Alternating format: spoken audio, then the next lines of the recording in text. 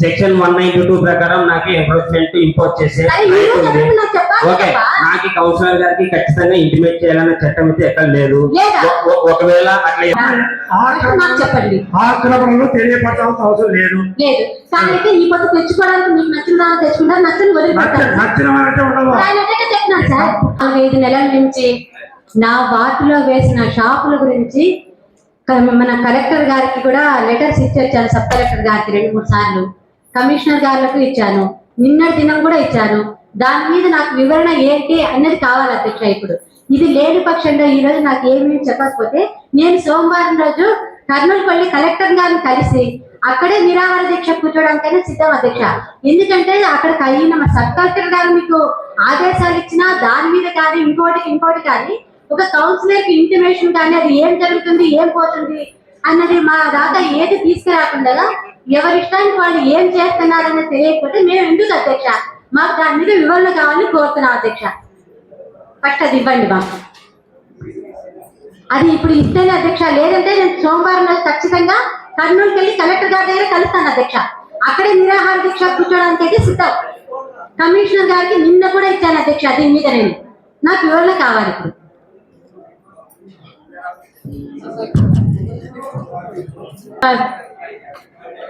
Sir commissioner sir గారు, లలితమ్మ గారు,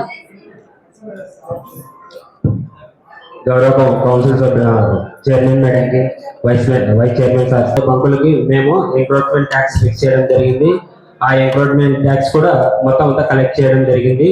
అక్కడ మొత్తం 28 బంక్స్ ఏమో ఉన్నాయి. రీసెంట్ గా మేము వచ్చిన తర్వాత 3 బంకులు కొత్తగా వేయడం జరిగింది.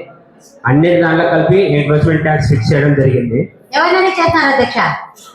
ఎంక్రోచ్మెంట్ ట్యాక్స్ నేను గత 5 నెలలుగా ఇక్కడ పోరాడుతున్నా చేస్తున్నా. మరి నేను ఒక కౌన్సిలర్ అవ్వాలి కదా, నాకు చెప్పాలి కదా, నన్ను నా ఆమోదం కూడా ఉండాలి కదా, నన్ను మీరు ఎదురుకి పెట్టుకోవాలి కదా. అక్కడ వాళ్ళకి మాత్రము నోటీసులు ఇచ్చినప్పుడు లలితమ్మ కౌన్సిలర్ గారి చేతందువల్ల నేను తీసుకుంటున్నా అన్నది ఇచ్చినారు. మరి నేను ఎక్కడున్నాను అధ్యక్ష? అసలు నేను ఆ పాయింట్ లో నేను ఉన్నానా? నన్ను పిలిపించారా? మేడం మీరు ఇచ్చిన రిప్రజెంటేషన్ బేస్ చేసుకొని మేము అక్కడ నన్ను ఎందుకు పిలిపియలేదు?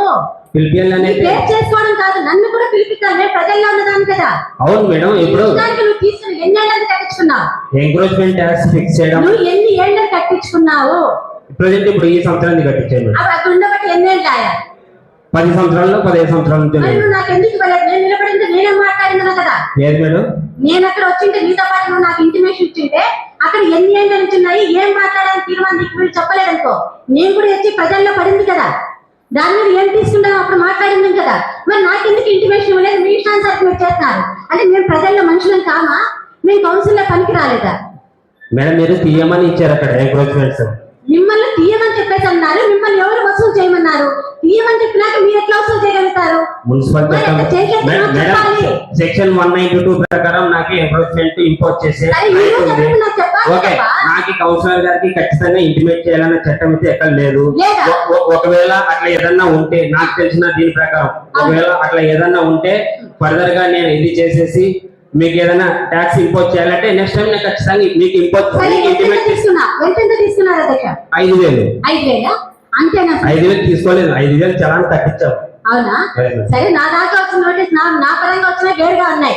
నాకు ఇవన్నీ కాదు. ఈ పొద్దు నువ్వు చెప్తున్నావు కదా ప్రోటోకాల్ చెప్తున్నారు. నేను ప్రజలలో ఉన్నదాన్ని దాని మీద పోరాడిన దాన్ని నీకు పోరాడి మున్సిపాలిటీకి కావాల్సిన సొమ్ము మేము తెచ్చినాక ఆ ప్రజల్లో మాత్రం మేము పనికిరామా? మేడం అది నాకు ఇది కాదు మేడం, నేను ఒకటే చెప్తున్నా. ఒకటి ఇప్పుడు అక్కడ టెంపరీ ఎంక్రోచ్మెంట్స్ 10 సంవత్సరాల నుంచి ఉన్నాయి. నేను ఈ మున్సిపాలిటీకి వచ్చి 6 నెలలు అయింది. నా దృష్టికి వచ్చిన తర్వాత నేనేం చేసి అక్కడ రెవెన్యూ లాస్ జరుగుతుందనే ఉద్దేశంతో ట్యాక్స్లు ఫిక్స్ చేసాము. అది కూడా ట్యాక్స్ ఫిక్స్ చేసినంత మాత్రాన వాళ్ళకి మనం రైట్ ఇచ్చినట్టు కాదు. అక్కడ ఏదో వాళ్ళు రోడ్ మార్జిన్ లో వాళ్ళ జీవనం ఇది చేసుకుంటున్నారు కాబట్టి మున్సిపాలిటీకి రెవెన్యూ లాస్ అవుతుందనే ఉద్దేశంతో ఏది మేడం 10 ఏళ్ల నుంచి నేను లేదు మేడం. ప్రీవియస్ గా దాని మీద మీరు లెటర్ ఇవ్వండి మేడం. ప్రీవియస్ గా వాళ్ళకి చెప్పలేదు, చెప్పాలి కదా. నేను ఇక్కడ ఇంత పోరాడి ఆఫీసే పెట్టి అదే మేడం ఫర్దర్ గా ఏదైనా జరిగితే మేడం ఫర్దర్ గా నేనేం చెప్తున్నా, ఫర్దర్ గా ఏదన్నా అట్లా చేసేది ఉంటే మీకు ఇంటిమేట్ చేసి చేస్తాం నాకు ఖచ్చితంగా. దీని మీద ఎందుకంటే అక్కడికి నువ్వు మళ్ళీ రావాలి, నన్ను పిలిపించాలి. దీని మీద ఇప్పుడు జరిగింది కాదు అంటున్నావు కదా. ఇప్పుడు తీసుకున్నదైతే ఖరారు కాదు అని చెప్తున్నావు కదా. అవును మేడం. ఏమి? మరి మీరు మీరు ఎప్పుడన్నా- చెప్పండి, మీ కౌన్సిల్ తరఫున మొత్తం తీర్మానం చేయండి మేడం. రేపొద్దున మొత్తం అన్ని తీసేస్తా, నేను అక్కడ- రోడ్డు మార్జిన్ లో ఉండే ఎంక్రోచ్మెంట్ అన్ని తీసేస్తా. మీరు కౌన్సిల్ నేను తరఫున ఆల్రెడీ తీర్మానం వచ్చింది చేయండి తీసేయమనే, వసూలు చేయమని రాలేదు, తీసేయమనే ఇచ్చాను. మేడం. మేము తీసేయడానికి సబ్ పోతే కలెక్టర్ గారు తీసేయమని ఇచ్చారు మీకు. మేడం, నేను ఎంక్రోచ్మెంట్లు తీయడానికి అని పోతే రకరకాలుగా ఇది వచ్చిన తర్వాత మేము ఒక నిర్ణయం తీసుకొని కమిషనర్ గారి ఆధ్వర్యంలో కమిషనర్ గారు చెప్పిన దాని ప్రకారం నేను ట్యాక్స్ ఫిక్స్ చేశాను. అదే నీ నేను కమిషన్ సొంతంగా నా దాకా కావాలి కదప్పా.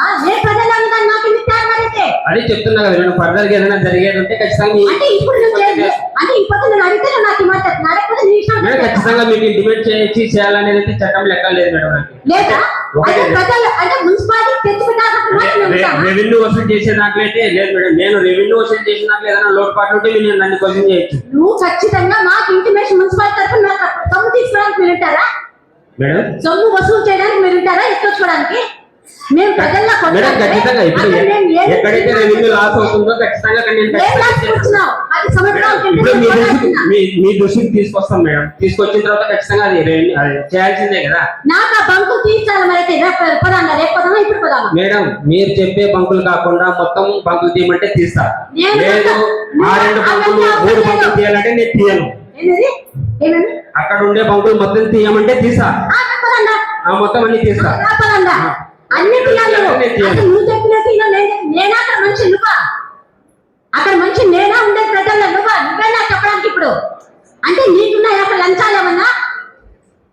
నువ్వు నాకు తీర్మానం చెప్పడానికి నేను అవి తీయను ఇది ఎట్లా చెప్తున్నాను? అక్కడ ఉన్నవన్నీ తీయమని చెప్పేటట్టు మాత్రమే నేను ఇచ్చినాను. ఇక్కడ ఫలాన్ని చెప్పలేదు. ఇప్పుడు ఇంకా కొత్త వేయలేదు అన్నారు. ఏమి?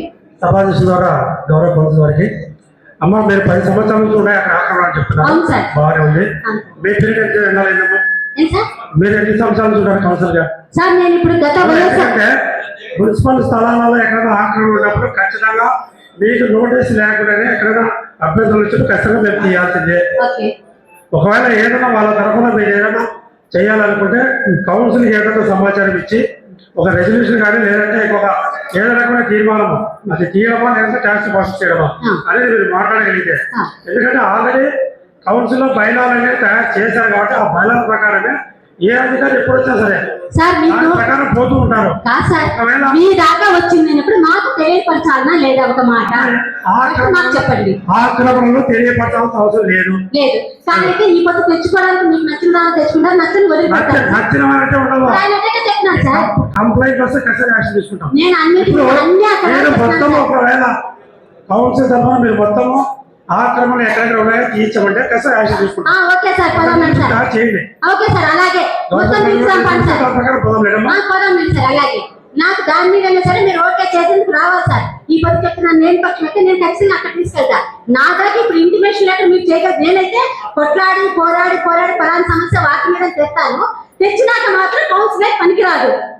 కౌన్సిలర్ అవసరం లేదు. మున్సిపాలిటీకి సొమ్ము మాత్రం వసూలు చేసుకుంటారు. కౌన్సిలర్ ఎందుకు మేము కూర్చోనుకున్నా బాగా తెలుసుకోండి. ప్రతి ఒక్కరు ఎవరికైనా రేపు ఈ సమస్య మీద వస్తే ఎవరైనా వాటపరంగా పోరాడితే వాళ్ళు కేవలం దన్నీళ్ళు ఒక పోయి రావాలంతే. వాళ్ళు మాత్రమే చూసుకోగలుగుతారు. మన కౌన్సిలర్ మనకు సంబంధం లేదు. మనం కౌన్సిలర్ గా ఉన్నది ఇంటి ఇక్కడ కూర్చుంటాం, వెయిట్ చేద్దాం అని నామకావాసం మాకు ఉన్నాయన్నమాట. మేము ప్రజల్లో ఉన్న వాళ్ళం కాదు, ప్రజాప్రతినిధులు మాకు ఆ స్థానము లేదు. ఇప్పుడు వాళ్ళు చెప్పిన విధానం ఇది. మీరు ఏ విధంగా అర్థం చేసుకుంటారో చూసుకోండి. సరే అధ్యక్ష, మీరు అన్ని తీయాలని నేను అడుగుతున్నా. మీరు ఎప్పుడు వస్తారో నాకు చెప్పండి అంతే. అట్లయినా సరే మీతో కాదని చెప్తారా? నేను ఒకవేళ వెళ్ళుంటే కర్నూలు దాకా వెళ్తా, నాకైతే ఇబ్బంది లేదు. నేనైతే పేరు పెట్టను. నాకు అన్ని కావాలని అన్నారు కదా. ఆయన ఒకటి అని చెప్తే నాకు అనవసరం. ఇప్పుడు కొత్తగా వెయ్యని దాని మీద నువ్వు పోరాడితే వాళ్ళ దగ్గర వసూలు చేస్తా అంటావు. ఇన్ని ఏళ్ళ నుంచి ఉంటే వాటి మీద వసూలు చేయనంటావు. ఎవరైనా ఆ స్థానంలో ఉన్న ప్రతి ఒక్కరికి చర్య ఉంటుంది కదా, తీసుకోవాల్సింది. మరి ఎందుకు కళ్ళు మూసుకొని ఉన్నారు? ఆ పొద్దు ఈ పొద్దు నేను ఇంత దూరం మాట్లాడితే నాకు మాత్రం మాట నామకావాస్త కూడా చెప్పరా? మేడం అది లిస్ట్ అవుట్ చేసి మీకు ఇచ్చేస్తాం మేడం. మీరు డేట్ ఫిక్స్ చేసేస్తే ఒక రోజు పోయి ఓకే ఇవ్వండి నాకు. నా దాకా ఖచ్చితంగా తెలియాలి నాకు. ఓకే.